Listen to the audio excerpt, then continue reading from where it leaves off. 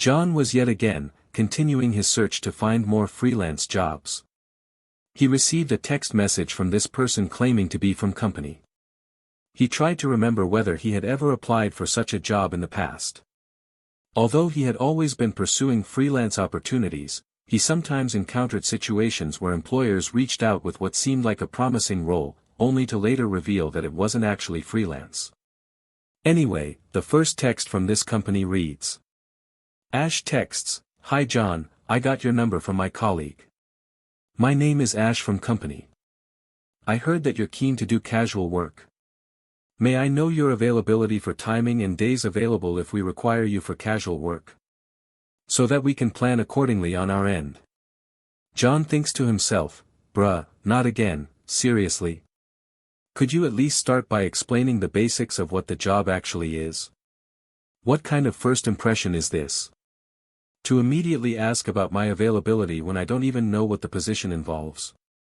You're asking me to expend half-hour of my time up front to check my schedule, without you doing your basic job of letting me know the most fundamental info of the job, while you sit comfortably, drawing a high salary, without even bothering to do the bare minimum of what HR is supposed to do, which includes, to give a clear, brief outline of the role up front. And honestly, how am I supposed to trust with that tone of yours, that you won't just say, "Hey, show up at XYZ tomorrow," and expect me to start working without a contract once I hand over my availability? The whole thing reeks of unprofessionalism and entitlement. There's zero respect for basic working rights here. Seriously, job seekers aren't asking for much up front, we just want the basics, a clear description of the role, what it involves, the context. Yet it feels like 99% of employers can't even be bothered. Sigh. Alright then, let's give this one another shot anyway. John texts, "Hi Ash, thanks for reaching out. Please note that I'm only available strictly for freelance work. My availability is mostly during office hours, as I have other commitments outside of that time. Could you share more basic details about the role and the rates your company is offering? I don't recall applying directly to your company, though I may have applied to something similar in the past. Since your message didn't provide much context, I don't have a clear understanding of what this opportunity entails. Would you mind outlining the specifics again?" Ash texts, "Hi John, noted. The rates are as per what we are offering. We are fine with it. But what is the range of traveling for you?" John texts, "Thanks Ash. I'm fine with any distance."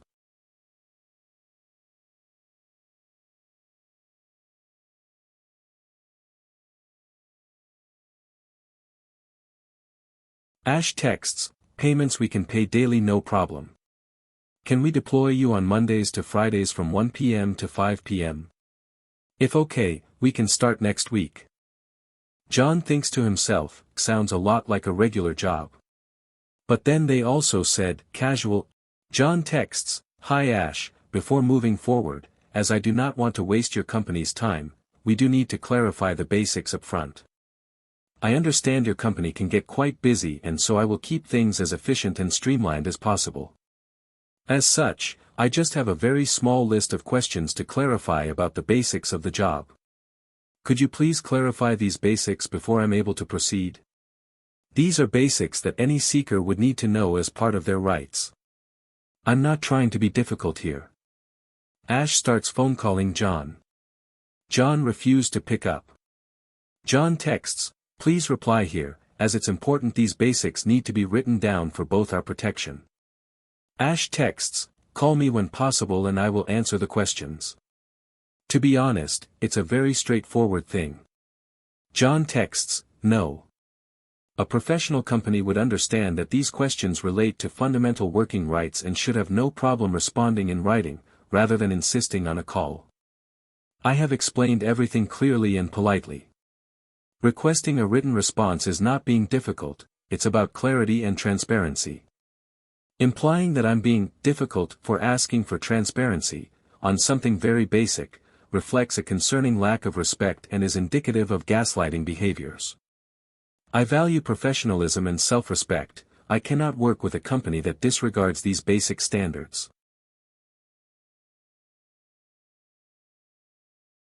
My review is just my opinion as someone who has reached out to them for possible freelance work, and them responding back. I strongly do not recommend freelancers to work with this company. They reached out to me regarding a freelance position, but info up front has been repeatedly vague. They asked for my availability without addressing key details about the role and what to expect in the job. When I asked for clarification in a polite and professional manner, outlining basic work-related concerns, I only received vague and ambiguous responses that did not directly answer my questions. Even after I reiterated my questions, they continued avoiding them, instead kept pressing for my availability as if I were expected to commit straight away without sufficient details. So thereafter, I decided to list out all my questions explicitly to streamline communication, but rather than addressing them in writing, they wanted to take a phone call instead. Since these are important basic details, they need to be documented in black and white. That's why I requested we address these basic questions about the job via text. Instead of providing clarity, the response was further dismissive, avoiding direct answers to reasonable and necessary basic questions. Additionally, the tone of response strongly showed signs of gaslighting and blame shifting, and this raised many concerns. Given my experience, I strongly do not recommend working with this company as a freelancer.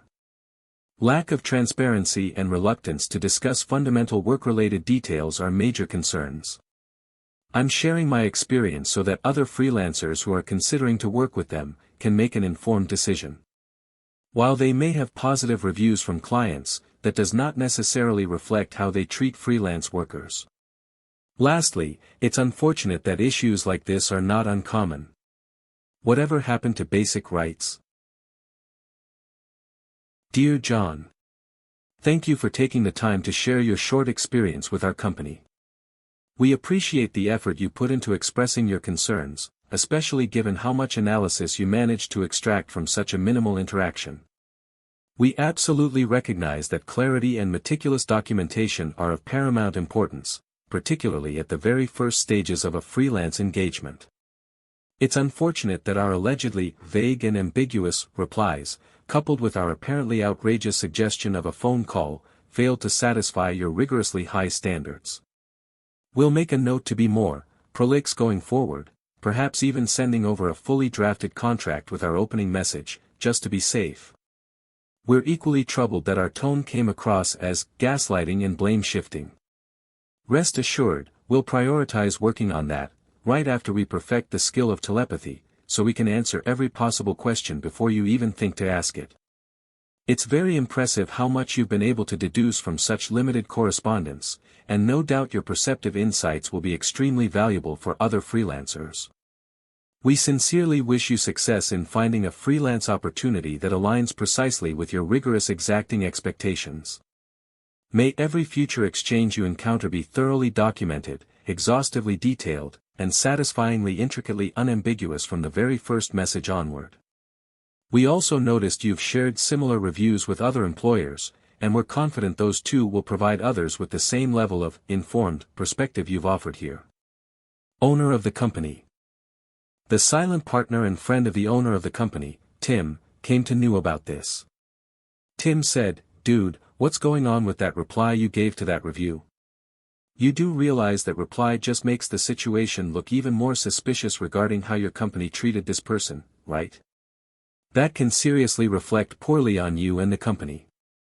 Owner said, "That guy deserves it. Who does he think he is? If there's a freelance role, we offer it, just like how it's done." Tim said, "Bruh, let me see the actual conversation on the phone." He takes the phone and scroll through, reading the conversation. Tim said, "Dude, at the end of the day, he just wanted to address the amount of pay, exactly what the job involves, but you guys kept dodging the questions repeatedly, and try to weasel your way into phone call to minimize leaving behind trace, and just wanted to have these basic info in text and WhatsApp, and you call that rigorous standards? That's supposed to be the norm. And a contract, that is actually very common and normal. What the heck are you on about?" Owner said, "No. This is how freelance offers are like and supposed to be done. Everyone is doing it. So who does he think he is talking like that?" Tim face-bombed himself and said, "That is a appeal to bandwagon and ad populum fallacy. Just because you see others do it, doesn't mean you should follow them blindly. Where are your morals?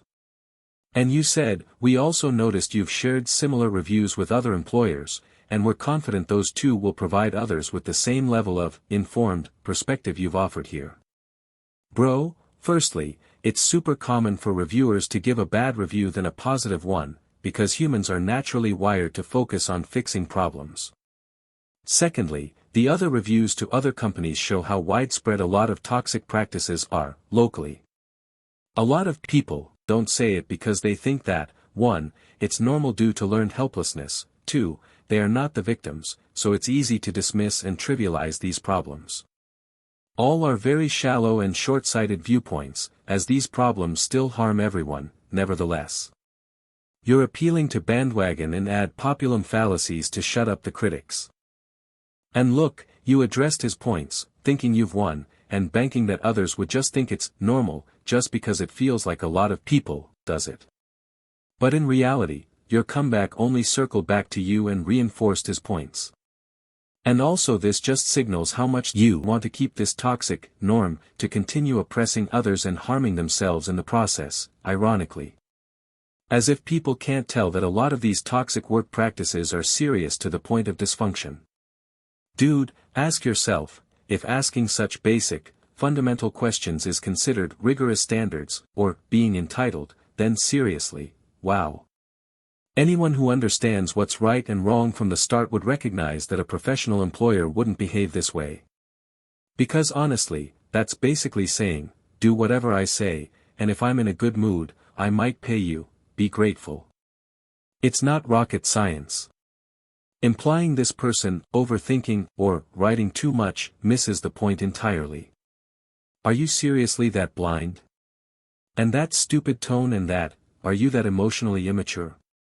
And this is not just being fair to the freelancer, it turns back to the company, in terms of high turnover, low mutual trust and bad quality work. Especially since the gig and freelancing economy is evolving and growing, more expertise from them needs to circulate in our economy, and more people need to depend on them for their expertise. Ask yourself, is this healthy/productive/sustainable for everyone, by being a prick by power-tripping for no reason, and completely closed off to others' perspectives? Or is simply just focusing on what needs to be done on a basic level to get stuff done? Apparently to a lot of people, the former is still more important.